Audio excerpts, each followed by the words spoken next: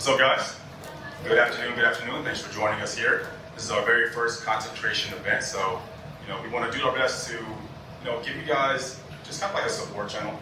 I mean, me and my wife moved out here to Hawaii about 3 years ago, and since we've been out here, finding people who are like-minded, who want to build a business online, they want to find out how to reach more people when they get their message out there, it's pretty rare. I go to the gym all the time, and I would say maybe once or twice a year, I see another camcorder film themselves, so I'm not the only one who feels weird. But other than that, I feel weird all day long by myself. So I think that there's a lot of us out here who want to do well, a lot of us out here who have a message that it actually is important, and we want to build a business and make an impact in the world.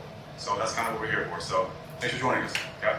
So now let's get toward visibility. So when it comes to growing your channel, actually having a voice, how many people in here actually have an existing channel and are doing something for your business, personal use, versus how many people are here for the very first time and haven't posted anything else? So how many people already have something existing? Okay, anybody brand new? Zero? I like it. Hey, there we go, cool. Okay, so now let's look at a few things.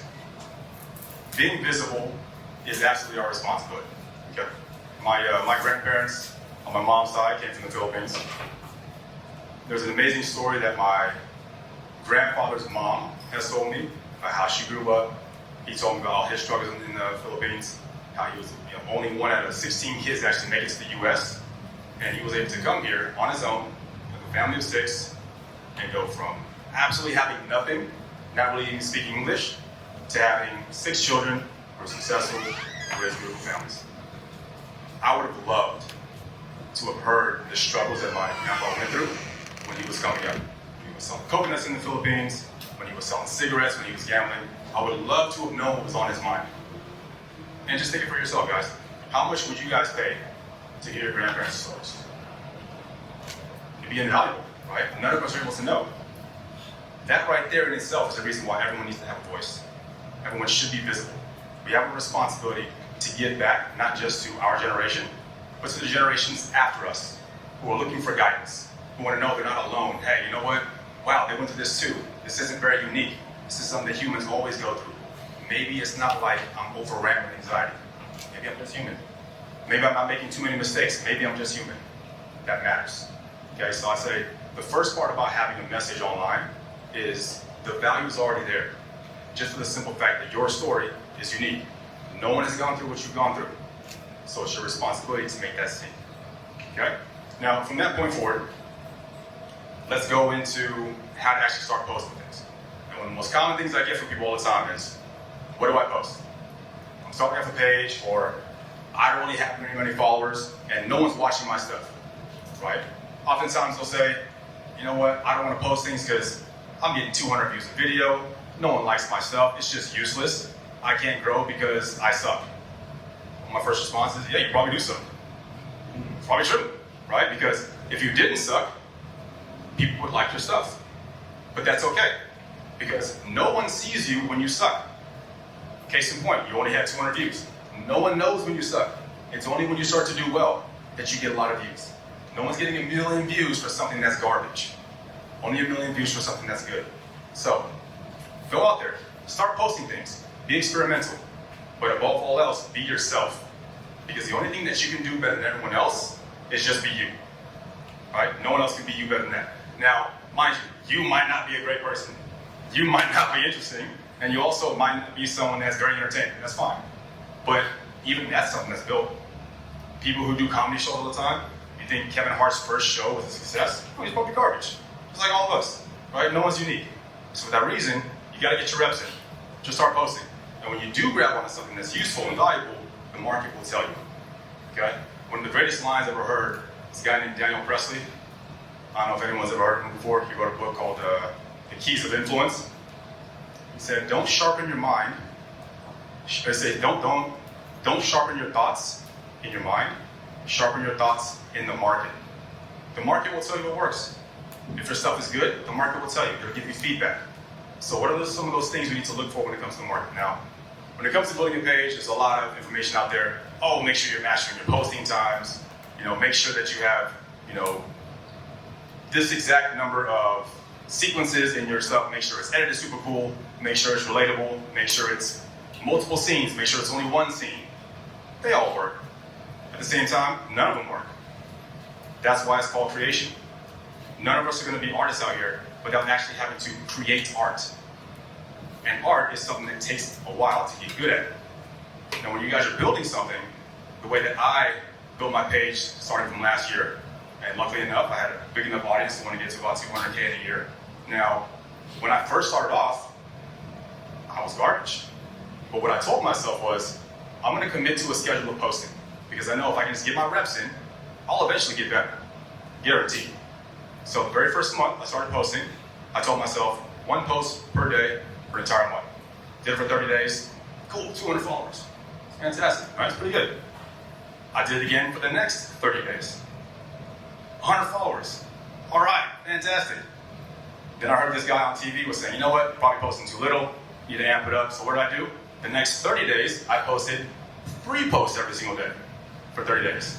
So 3 months into it, I'm already 120 or 150 posts in. And these are reels. These are not carousels or just basic pictures, these are reels. What I learned in that time was, for one, I don't know what I'm doing. Number 2, some people responded to certain ones versus others. And when I saw something that was good, I doubled down on it. And the more I did that, the more I was able to catch the trend. Now, what's very unique about that is being in the fitness field. I mean, there's a billion fitness videos about bicep curls, push-ups, whatever it is, right? And honestly, if you weren't really growing during COVID, it was hard to get a massive crowd who was just sitting at home all day, looking at stuff, saying, cool, I like the video, I like the video. So a lot of people grew during COVID. So how do you grow after it? Well, you actually gotta be pretty good. Because if your content is good, it's immune to the market. The market's not gonna dictate whether or not it does well. You actually are the market, right? I use Joe Rogan as a perfect example, right? He doesn't comment back. He doesn't mind his posting times. He just does the literal post and ghost, and everyone loves him. Now, what he does amazingly though is he gets people captured into what he's doing. There's a lot of emotional content, whether it be storytelling, engaging guests, the way he's able to have conversations, the way he's, debat with people when he has conversations, the way he's friendly. So what I learned across my journey was the post that did the best were the posts that had feeling to them. All right, sounds kind of cheesy, but feeling really matters. Because feeling is the only thing that gets you going from a like to a share. And if you guys know anything about the algorithm only favors sharing and saving. Everything else is useless, doesn't really matter. So if you guys ever see a post that has 1,000 likes and then 10,000 shares, that person's doing really well, right? They did something because somebody saw something and said, you know what, this is so good, not only do I want to see it, I'm going to show my family, I'm going to show my friends, everyone just has to see this reel. When you guys think about the content you make, how many times have you guys looked through your feed and said, people have to see this? Probably very few of them, right? It's tough to replicate that. But what you have to do is you have to hone in on who your demographic is, hone in on what they want to see from you, and you've got to test. So the way that I grew was very, very big on storytelling. What I found out was the posts that I did that were just more genuine to myself, that created more of like a moody, cinematic experience, did really well. But it was very much me. It's me doing all the movements, it's me writing all the words, no ChatGPT. It's just me. And people will say things, hey, I want to see more of this. How do you do this? Right? People ask me questions, I'm like, I can make a video post off of that. But what it was it became hyper shareable. People saw it, it made them feel a certain way, and they're like, man, my friends got to see this. My parents have just got to see this. And I'm getting comments all day long, hey, you helped me with suicide, this is what I need to see today. And I realized that's a lot better than just a bicep curl. Bicep curls are nice, but does that want to be shared? So when you think to the responsibility that you guys have, the best way to get visibility is for people to want to share your stuff. Because if they share it, that's going to give them the mentality of, you know what, this is probably someone I want to see more of. Now on top of that, let's talk about your actual feed. When people look at your page, you got to make sure whatever content you're putting out there is congruent with who you are. I honestly think the worst pages out there are the ones to where no one knows who the person is, they never ever post their face, and all they do is just memes. Maybe it's good for companies to buy at some point, but it's not good for you. right? No one's gonna sell or buy anything from you looking at your stories. So if you guys are running businesses, you wanna get your face out there, you gotta make sure whatever you put out there is tied to you. When people look at my page, I would hope, they shouldn't see a real difference between the page and who I am in real life. It's just me. It's just me. So when people see that congruency, it matters so much because there are so many fake people, especially in the fitness field. We see them all the time, right? People are giving this crazy advice, or the guys online, here's how you make 10K in a month. Everyone loves that byline. And it'd be some 16-year-old kid trying to tell you how to sell crypto or something, right? It's nonsense. And so when people see that kind of stuff, they're like, should I even like this? Should I share this? And should I even follow this person? And let's grasp on the idea of follows. When was the last time you guys woke up on a given day and said, you know what? I need to find more people to follow on IG. I need to find more people to follow. I'm looking for more people to follow. We don't.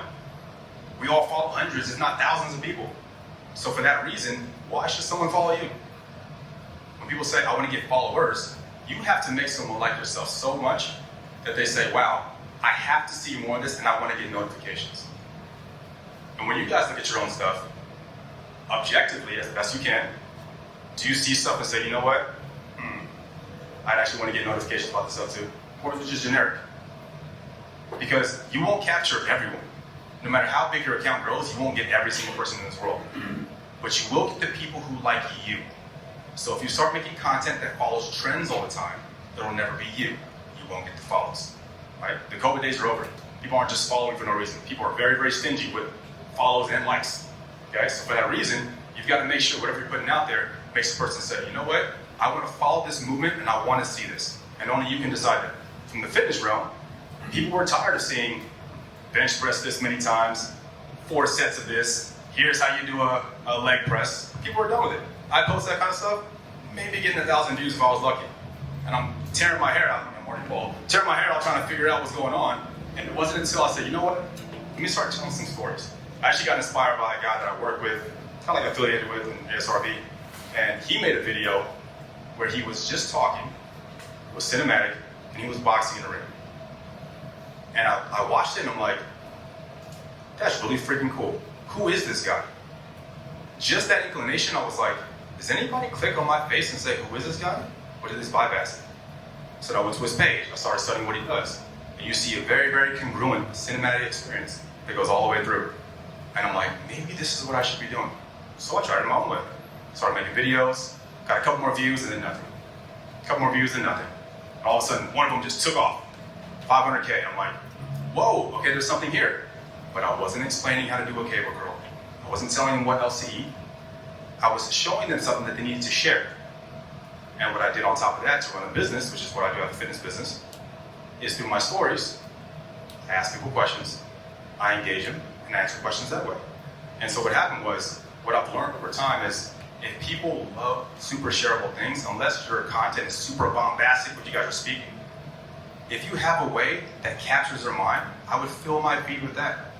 And then anything else you want to do, you can either put it through your stories, put it in highlights, and just keep it trickling by. I have found that usually is the best way to get things going. Because what happens is if people see something they like from you, all of a sudden it's broken up by an infomercial, you guys talking about your business, I'm like, I don't know if I want this. Because they just wanted that feeling.